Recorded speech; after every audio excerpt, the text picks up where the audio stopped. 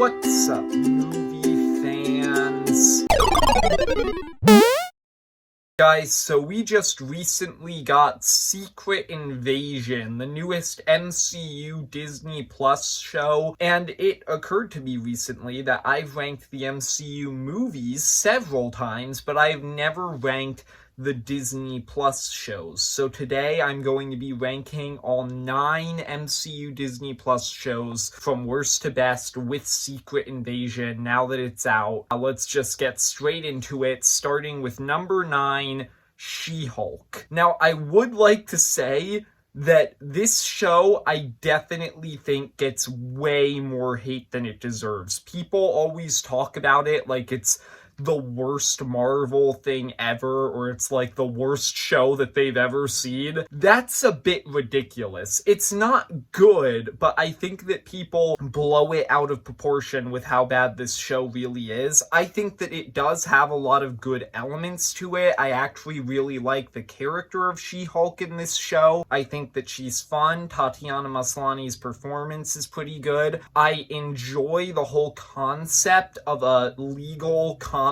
show in a superhero universe. I think that that's a fun concept that led to a lot of creative ideas in here. I enjoyed a lot of the guest appearances with Hulk, Abomination, Daredevil, but this show also has a lot of problems. The main one being that this show just isn't as funny as it should be as a legal comedy. This show, as a comedy show, should make you laugh a lot, but I didn't really think that most of the jokes in this show were that funny. I also didn't really think that the court cases or the court scenes were that interesting. The CGI in this show is very iffy at parts. There are some weird story choices throughout this show. There's just a few problems that really add up to make it so that this show isn't really that great.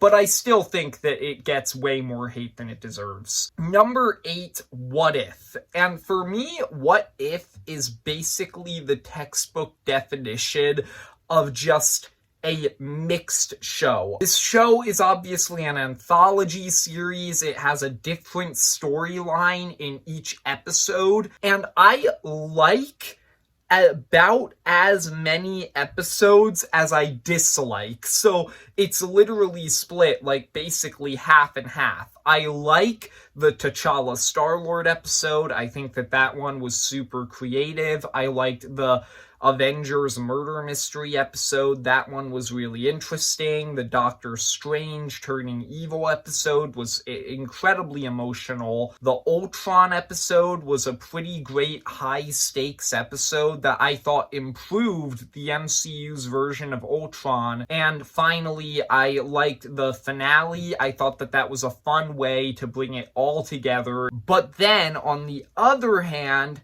I didn't like the Captain Carter episode. I thought that was too much of a retread of Captain America: The First Avenger. I didn't like the Zombies episode. I thought that episode was way too tonally inconsistent. I didn't like the Party Thor episode. I thought that episode was just weird and out of place. I didn't like the Killmonger episode.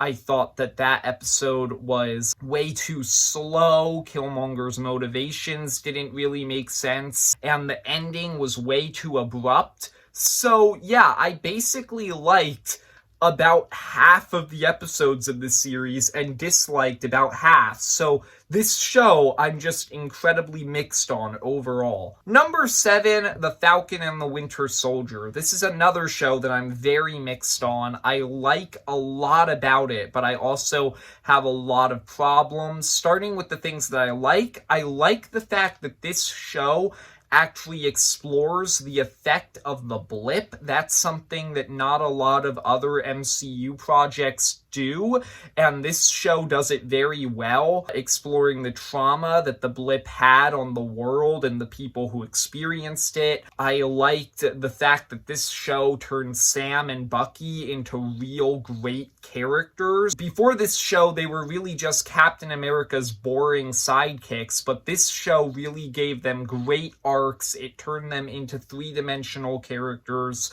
who I really like now. I liked Zemo coming back in this show. I thought that he was a lot of fun. He had a lot of standout moments. I also liked John Walker. I thought that he was a pretty interesting character. This pretty interesting idea of what if this more corruptible individual got the pressure of being Captain America put on him, what would happen? That was really interesting. I did think they kind of ruined him by giving him a very rushed redemption arc in the final episode, but he was still good for the majority of the show. So yeah, I liked a lot about Falcon and the Winter Soldier, but the villains of this show kind of killed it. Specifically, Carly Morgenthau, the main villain, she is such a lame villain because the show tries so hard to make her sympathetic to the point where it forgets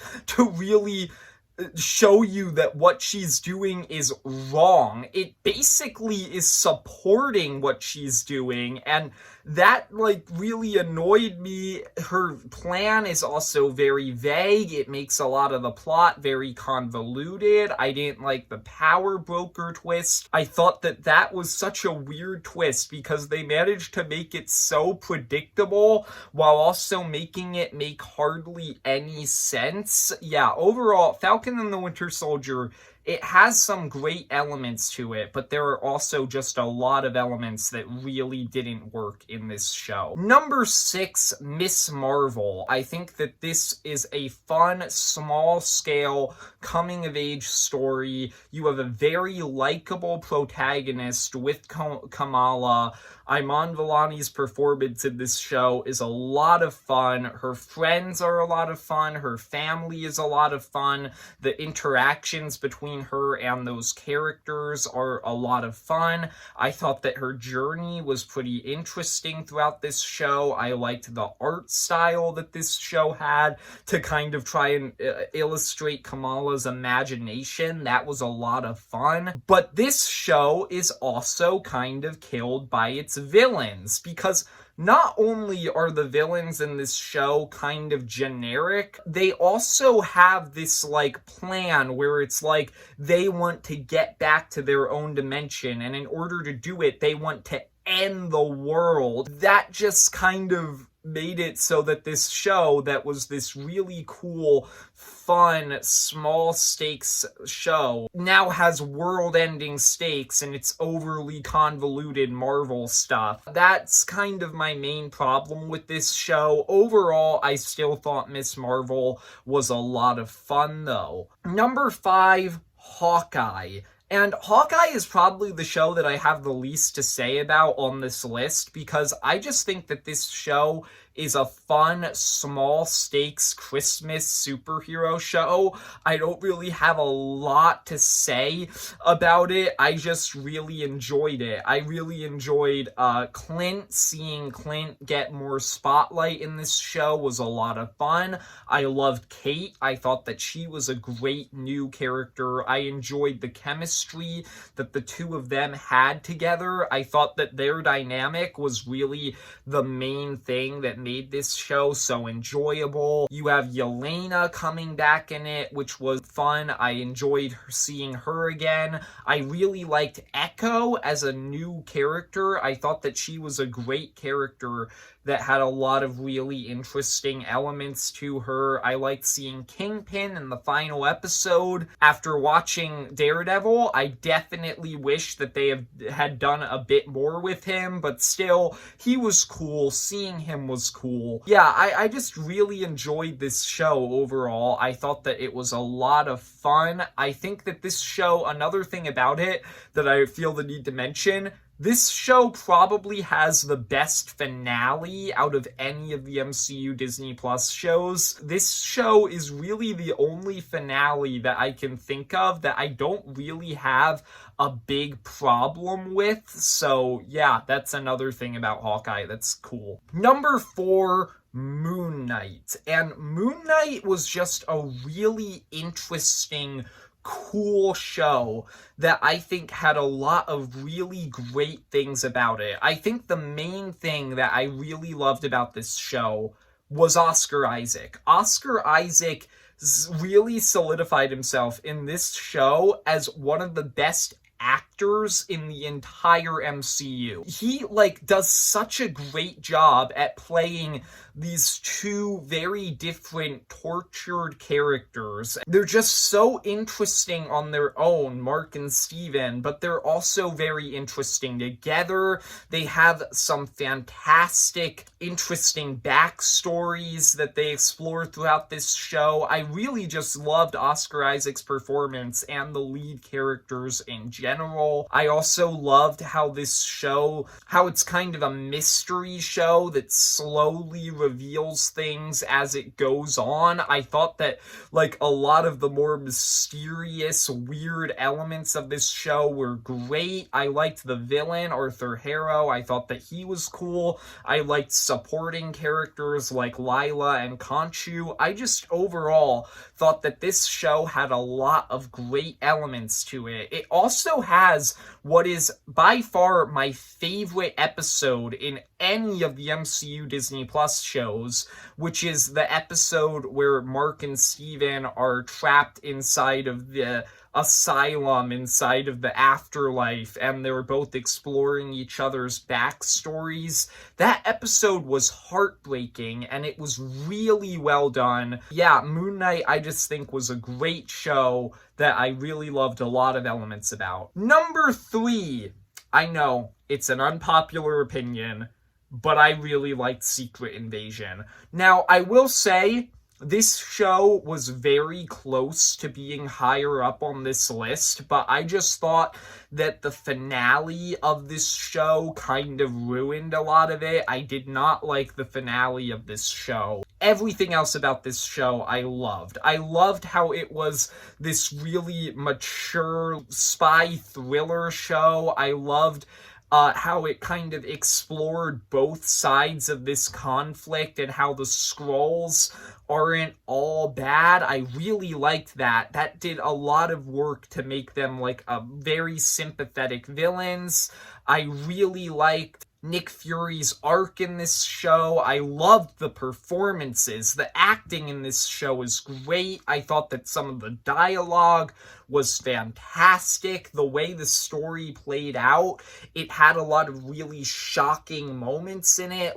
I really loved Secret Invasion. I still don't get why this show was so unpopular, other than the finale kind of sucked. Number 2, Loki. And Loki, I'm gonna be real here, I kind of decided last minute that I was going to put Loki above Secret Invasion. They were very close together, but Loki ultimately won by a little bit. I think that this show really explores Loki in an incredibly interesting way. Loki is one of my favorite characters in the entire MCU, and this show really does explore him as the character in the MCU who has had the most side switching between being good and bad. This show really explores this philosophical kind of conflict that's inside of him. It was really interesting. It uses the multiverse and having all these other Loki variants to explore this overall idea of what makes these Lokis so interesting. I really liked that. I liked a lot of the supporting characters. Sylvie was an incredibly interesting character. She's my favorite character in this show. I liked Mobius. I thought that he was a great supporting character who had a lot of fun interactions with Loki. I loved the final episode because it kind of... This show just does such a great job at setting up the threat that the multiverse poses. This show, more than anything else in the MCU multiverse saga, I think has explored the idea of why Kang is such a scary villain and why the multiverse is such a scary concept way better than anything else that has been in the multiverse saga of the MCU. Yeah, overall, I just think that Loki is a great show. I cannot wait for season 2, which is coming out very soon, and I'm super excited for it. But number 1 for me has to be WandaVision. WandaVision was the very first MCU Disney Plus show, and in my opinion, nothing has really been able to top it. I love this show so much. This show is just so cool and unique in the MCU. They truly tried something very different with this show, very risky, and I think it paid off perfectly. Imagine being at a meeting at Marvel Studios where somebody just pitches this concept. They're just like, I want to make a sitcom in the MCU that's also this dark mystery horror show. That's something where you would obviously be like, I don't know about that, but they tried it, and I think it paid off to create this show that was just so fun when it was coming out, because we all had theories every week about what was going on, whether Mephisto was behind it or whether it was really Wanda. There were just so many cool theories week to week about what this show, what was going on in it. It's fun because it has this whole sitcom style, but there are also these really creepy moments in it. But by far, my favorite element of this show is the way that it uses its absurd concept and its truly absurd story to explore Wanda as a character and explore why she is so broken because of all of the grief that she's experienced, and why she's doing all the terrible things that she's doing in this show. It's just so interesting, and I thought that there are still a lot of moments in this show that still hit me hard when I think about them because they're just so emotional. I really love WandaVision. I think that this so far is the peak of MCU Disney Plus shows. There you go. Those are my thoughts on all 9 MCU Disney Plus shows. I hope you enjoyed. If you did, leave a like and subscribe. Comment down below, what's your favorite MCU Disney Plus show, or just comment your entire ranking. And see ya, movie fans.